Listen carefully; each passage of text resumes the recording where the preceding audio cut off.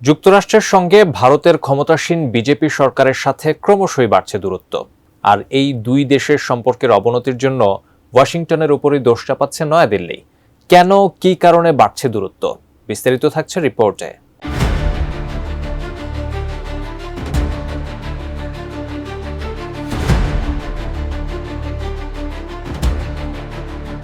যুক্তরাষ্ট্রের securities and exchange কমিশনের SECর অভিযোগ, ভারতের সবচেয়ে বড় সৌরবিদ্যুৎ প্রকল্পের কাজের জন্য ঘুষ নিয়েছে আদানি গ্রুপ। প্রতারণার আশ্রয় নিয়ে এ প্রকল্পে যুক্তরাষ্ট্রসহ অন্যান্য দেশের বিনিয়োগ পাওয়ারও চেষ্টা করেছে তারা। এ কারণে গৌতম আদানির বিরুদ্ধে গ্রেপ্তারি পরোয়ানাও জারি করেছে মার্কিন আদালত।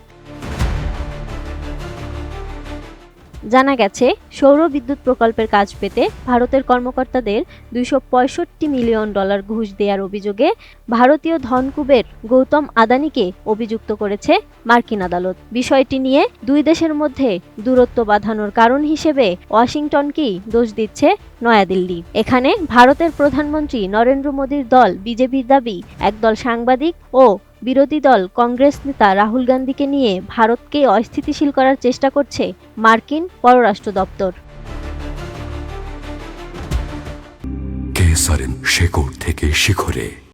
গত 2 দশক ধরে নয়াদিল্লির সঙ্গে ওয়াশিংটনের সম্পর্ক ভালো থাকলেও সম্প্রতি তাতে বড় ধরনের ফাটল দেখা যাচ্ছে। বেশ কয়েকটি ইস্যুতে দোষারোপ করছে একে অপরকে। ভারতে সংখ্যালঘু নিপীড়ন, ধর্মীয় স্থাপনার উপর হামলা নিয়েও একাধিকবার কথা বলেছে যুক্তরাষ্ট্র। এছাড়া সম্প্রতি যুক্তরাষ্ট্রের মাটিতে এক শিখ নেতাকে হত্যা চেষ্টার অভিযোগে একজন ভারতীয়কে গ্রেপ্তার করা হয়। এ নিয়েও আছে চাপা উত্তেজনা নয়াদিল্লি ও ওয়াশিংটনের মধ্যে। এদিকে আদানি গ্রুপের বিরুদ্ধে ঘুষের অভিযোগ ওঠার পর সোচ্চার হন কংগ্রেস নেতা রাহুল গান্ধী। তিনি গ্রুপটির প্রধান গৌতম আদানিকে ভারতের প্রধানমন্ত্রী নরেন্দ্র মোদীর ঘনিষ্ঠজন দাবি করেন। পাশাপাশি আদানিকে গ্রেপ্তারেরও দাবি জানান। রাহুল গান্ধী বলেন, যদি আদানির দুর্নীতির অনুসন্ধান হয় তবে মোদির দুর্নীতিও সামনে চলে আসবে। গতকাল শুক্রবার এক ফেসবুক পোস্টে তিনি মোদিকে খোঁচা মেরে বলেন, মোদিজি যেন সংসদে আসে, আদানির বিরুদ্ধে তদন্ত নিয়ে তিনি যেন ভয় না পায়। এসব অভিযোগের বাইরেও কিছু অভিযোগ তুলেছেন ভারতের সরকার বিরোধীরা। Organized crime and corruption reporting project বা OCCRP নামে এক প্রতিবেদনে বলা হয়, ইসরায়েল তৈরি প্যাগাসাস সফটওয়্যার ব্যবহার করে রাষ্ট্রীয় পর্যায়ে সরকার বিরোধীদের টার্গেট করা হচ্ছে। তবে ভারত সরকার বারবার বলে আসছে তারা এ ধরনের কোনো কাজে জড়িত নয়। এর আগে বিজেপি অভিযোগ করে, মার্কিন ধনকুবের ও মানব হিতৈষী জর্জ সরোসের মদতে রাহুল গান্ধী আক্রমণ করছেন মোদিকে। বৃহস্পতিবার সামাজিক মাধ্যম এক্সে দেয়া একাধিক বার্তায় বিজেপি বলছে, ভারতকে অস্থিতিশীল করার চেষ্টা করা হচ্ছে। এর পেছনে রয়েছে মার্কিন পররাষ্ট্র মন্ত্রণালয়। OCCRP সেখানে মাধ্যম হিসেবে ব্যবহৃত হচ্ছে।